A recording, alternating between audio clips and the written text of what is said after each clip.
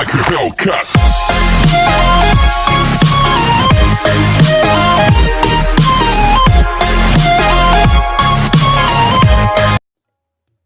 चलो भाई, तो next topic is area of sphere.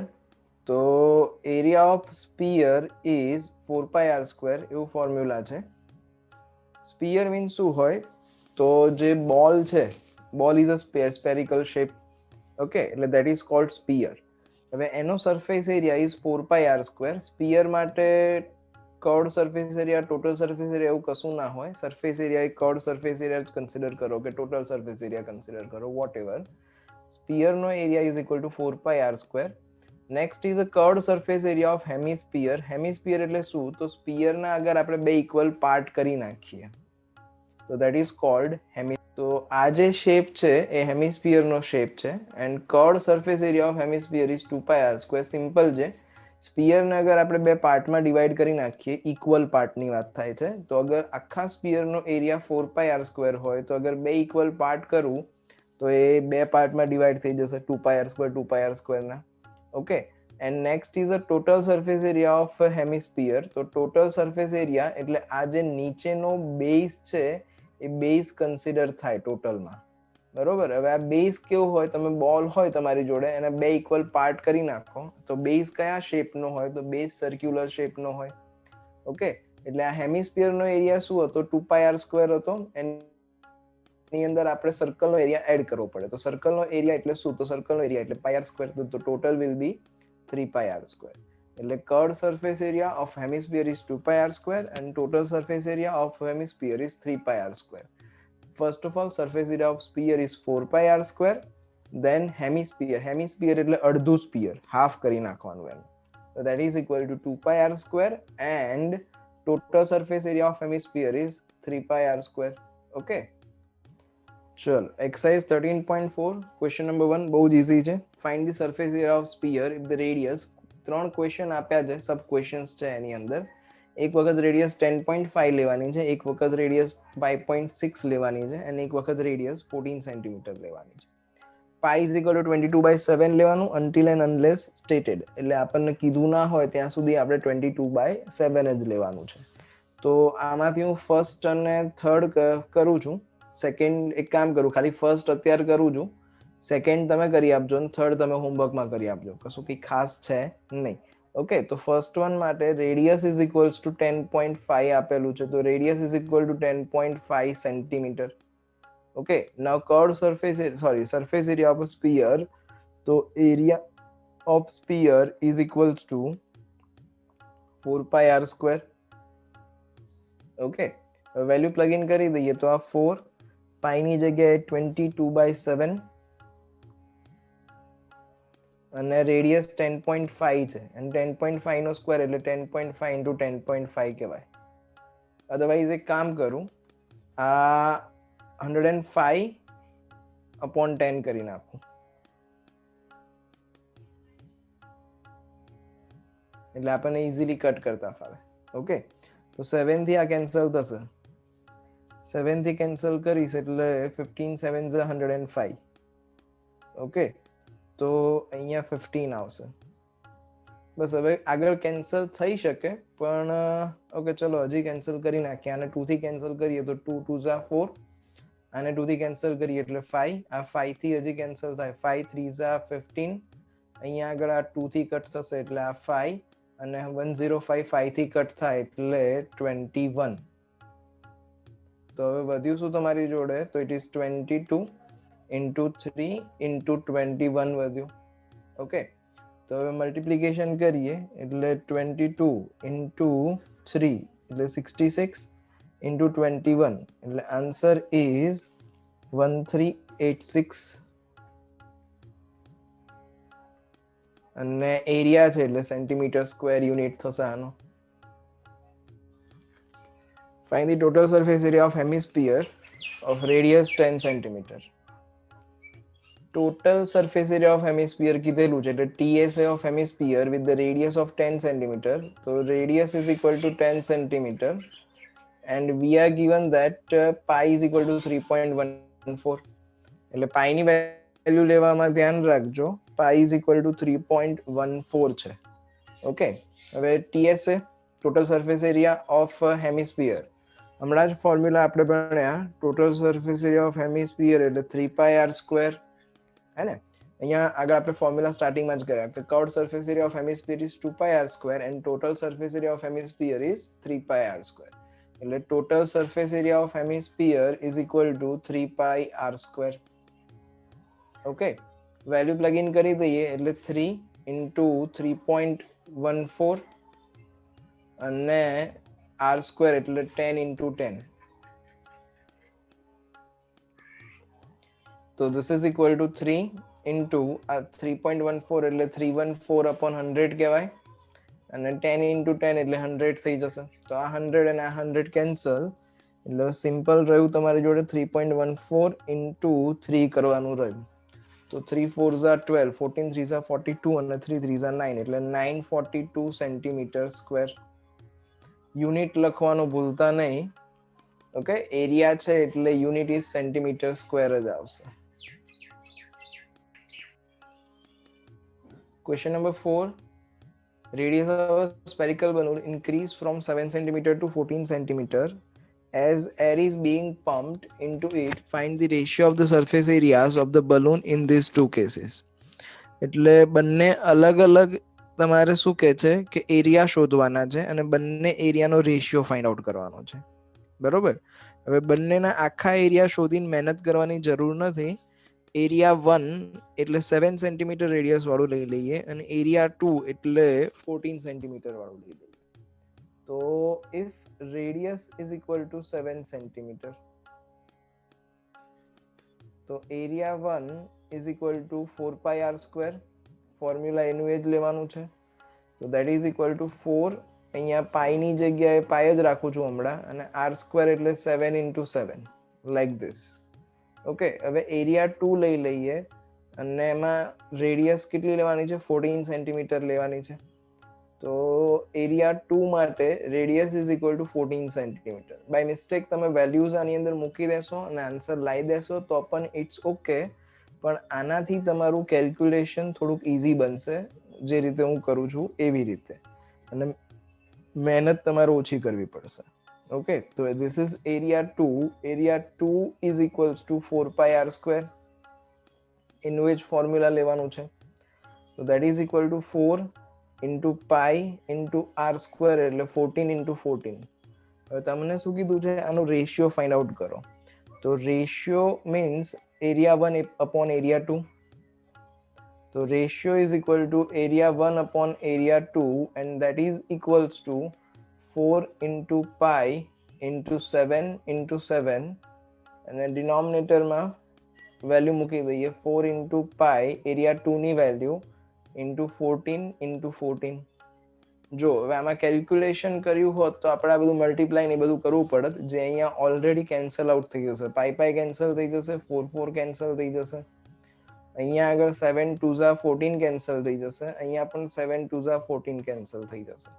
એટલે તમારી જોડે વધશે શું? તો ન્યુમરેટરમાં ખાલી 1 જ વધ્યું અને ડિનોમિનેટરમાં 2 2s are 4 વધ્યું. હવે આપણે રેશિયો કહેવાનો છે, એટલે ratio is equals two 1 upon 4. તો એને રેશિયોમાં કન્વર્ટ કરીએ એટલે 1:4 થઈ જશે. That is answer.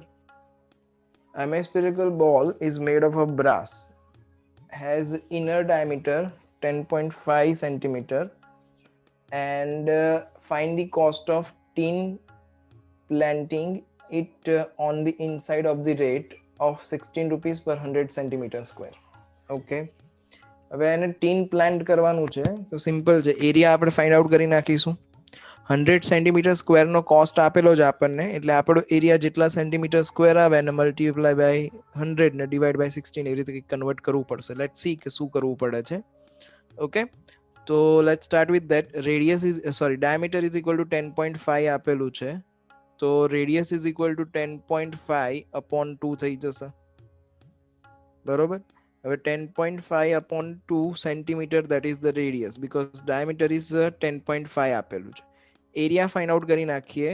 હેમિસ્ફેરિકલ બોલ અને ઇનસાઇડ પર ટીન પ્લાન્ટિંગ કરવાનું છે એટલે કર્ડ સરફેસ એરિયા જ આવશે. ઓકે, તો CSA of bowl is equals two 2πr². પાઈ ની વેલ્યુ કશું કીધી નથી આપણને, એટલે 22/7 લઈશું. So that is equal to 2 into 22/7 into radius 10.5/2 no square, એટલે 105/20 into 105/20. ઓકે, જેમ હમણાં કીધું તેમ કે 105/20 આને લખાય. 10.5 છે તો 105/10 લખાય. 2 ઓલરેડી હતા એટલે 20 થઈ ગયા. હવે આને સિમ્પ્લિફાય કરી નાખીએ તો 7 થી કટ થતું હતું. 15 7 105. અહીંયા આગળ 2 10 ઓકે, અને 2 થી કટ કરીએ એટલે 11, અને 2 થી કટ કરીએ એટલે 5, અને અહીંયા 5 3 15. હવે કશું કટ કરવાનો કોઈ મતલબ નથી. અહીંયા 5 થી ઉપર નીચે ડિવાઈડ થાય પણ આપણે નથી કરવા, કારણ કે હાથે કરીને આપણે થોડું કોમ્પ્લિકેટ નહીં કરીએ આને. એટલે અહીંયા આગળ વધ્યું શું તમારી જોડે, તો 11 વધ્યું, અહીંયા 3 વધ્યું, and this is 105/20 વધ્યું. ઓકે, તો આન્સર લઈએ એટલે 11 into 3 તો 33, એટલે 33 into 105 કરીએ એટલે 3465, અને ડિવાઈડ બાય 2 કરી નાખીએ એટલે 1732.5 આવે છે, અને 10 છે એટલે 20 છે, તો 173.25 સેન્ટીમીટર સ્ક્વેર આવશે. આનો એરિયા થયો. ઓકે, હવે એનું કોસ્ટ આપેલું છે 16 રૂપીસ પર 100 સેન્ટીમીટર સ્ક્વેર, એટલે 100 સેન્ટીમીટર સ્ક્વેર હોય તો 16 રૂપીસ થાય. 100 સેન્ટીમીટર સ્ક્વેર હોય તો એની cost is equals to 16 rupees થાય. આ એરિયા અને આ કોસ્ટ. તો હવે આપણી જોડે એરિયા કેટલો છે, તો 173.25 છે. તો આના માટે કોસ્ટ કેટલું થશે, તો this will be 173.25 into 16 અને upon 100 કરવું પડશે. ઓકે, હવે સિમ્પલ છે, આ કેલ્ક્યુલેશન કરવાનું છે ખાલી. તો કેલ્ક્યુલેશન કરીશું એટલે આન્સર ઇઝ 27.72. આટલા રૂપીસ કોસ્ટ થશે. Okay, Question number 6. Find the radius of the sphere whose surface area is 154 centimeter square. એટલે તમને એરિયા આપેલો છે. Area is equal to 154 centimeter square. Okay.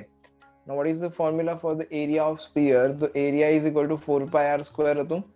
એટલે અહીંયા 4πr square. હવે અહીંયા વેલ્યુ પ્લગ ઇન કરી દઈએ તો 154 is equal to અહીંયા આગળ 4, અહીંયા 22/7 અને into r square. So we need to find the value of r square. r square શોધવાનું છે, એટલે r square ને સબ્જેક્ટ બનાવી દઈએ. તો r square is equal to 154 into 7 upon 4 into 22. તો 22 થી કટ થશે 154, એટલે 22 7s 154 થાય. તો હવે તમારી જોડે શું વધ્યું જુઓ, તો r square is equal to 7 into 7 અને upon 4 વધ્યું છે. That is 49/4. આ r square છે. હવે થોડીક બુદ્ધિ ચલાવવાની, અને ડાયરેક્ટ ડિવાઈડ કરીને મહેનત કરવાની નહીં. અહીંયા આપણે r ફાઇન્ડ કરવું છે, તો અગર સ્ક્વેર રૂટ નીકળતું હોય તો first of all square root નીકાળી દો. તો અગર r square is equal to 49/4 હોય તો r શું થશે, આનું સ્ક્વેર રૂટ. તો 49 નું સ્ક્વેર રૂટ ઇઝ 7 અને 4 નું સ્ક્વેર રૂટ ઇઝ 2. તો 7/2 કરીએ એટલે આન્સર ઇઝ 3.5 સેન્ટીમીટર. આ થઈ ગયું radius. Question number 7. The diameter of a moon is approximately 1/4 of the diameter of Earth. Find the ratio of their surface areas. So we need to find the ratio. હમણાં જેમ કર્યું હતું ratio વાળો એક સમ આવ્યો હતો આપણી જોડે, અહીંયા આગળ યાદ હોય તો ક્વેશ્ચન નંબર 4. એવી જ રીતે આપણે આને સિમ્પ્લિફાય કરીશું, બટ અહીંયા આગળ આપણને કોઈ વેલ્યુ નથી આપેલી. આપણને રેડિયસ ઓફ અર્થ ને એ બધું ખબર છે, પણ આપણે આમાં સ્માર્ટ વર્ક નથી કરવાનું એટલું બધું, અને એમાં મૂકવાની નથી વેલ્યુ. આપણે પેલું લાસ્ટ ચેપ્ટર સાયન્સમાં ભણ્યા હતા, એમાં ન્યુમેરિકલ્સ આપણે કર્યા હતા, એમાં radius of earth, radius of moon બધું આવતું હતું. પણ આપણે એવું કશું મૂકવાનું નથી આની અંદર. આમાં કોઈ જે મહેનત ના કરતા આન્સર એમાં પણ આવશે ને આન્સર આમાં બી આવી જશે. એવું સબસ્ટિટ્યુટ વેલ્યુ નહીં કરીએ તો પણ પેલામાં મહેનત વધારે થશે તમારી. તો the diameter of moon is approximately 1/4 of the diameter of earth. અર્થની ડાયામીટર કરતા 1/4 છે. તો અગર ડાયામીટર 1/4 થતી હોય તો રેડિયસ પણ 1/4 જ થાય. બરોબર. diameter of moon is approximately 1/4 of the earth. તો અગર ડાયામીટર 1/4 થતી હોય તો રેડિયસ પણ 1/4 જ થાય. એટલે કહેવાનો સેન્સ શું છે કે radius of moon upon radius of earth કરીએ આપણે તો એ 1/4 આન્સર આવશે. ઓકે, આમાં કંઈ ના સમજાયું હોય તો પૂછી લો. we need to find the ratio of their areas. Okay, તો હવે area of moon upon area of earth લઈ લઈએ ડાયરેક્ટ. હવે મૂન અને અર્થ આપણે સ્પેરિકલ જ કન્સિડર કરવાના છે કે સ્પેરિકલ શેપમાં છે. તો મૂનનો એરિયા શું થશે તો 4π અને r². અહીંયા આગળ કોની રેડિયસ લેવાની તો મૂનની રેડિયસ લેવાની એટલે rm² અપોન અહીંયા આગળ સેમ થિંગ અર્થ માટે 4π અને કોની રેડિયસ લેવાની તો અર્થની રેડિયસ લેવાની એનો સ્ક્વેર. ઓકે, હવે કેલ્ક્યુલેશન આપણું ઈઝી થઈ ગયું. આ 4 કેન્સલ થઈ જશે, અહીંયા π કેન્સલ થઈ જશે. બરોબર. તો વધશે શું તમારી જોડે તો rm upon re radius of moon upon radius of earth એનો હોલ સ્ક્વેર વધશે. બરોબર. હવે વેલ્યુ મૂકી દઈએ. Radius of moon upon radius of અર્થની વેલ્યુ છે આપણી જોડે આ રહ્યું 1/4. એટલે અહીંયા 1/4 સબસ્ટિટ્યુટ કરી દો તો ઇટ ઇઝ 1/4 નો હોલ સ્ક્વેર અને 1/4 નો હોલ સ્ક્વેર એટલે 1/16 લાઈક ધીસ. ઓકે, હવે આપણે ફાઇન્ડ શું કરવાનું છે રેશિયો ફાઇન્ડ કરવાનો છે. એટલે જસ્ટ આ આન્સર જે છે એ રેશિયો ફોર્મેટમાં લખી દેવાનું. એટલે area of moon ratio area of earth is equal to 1/16 which is answer.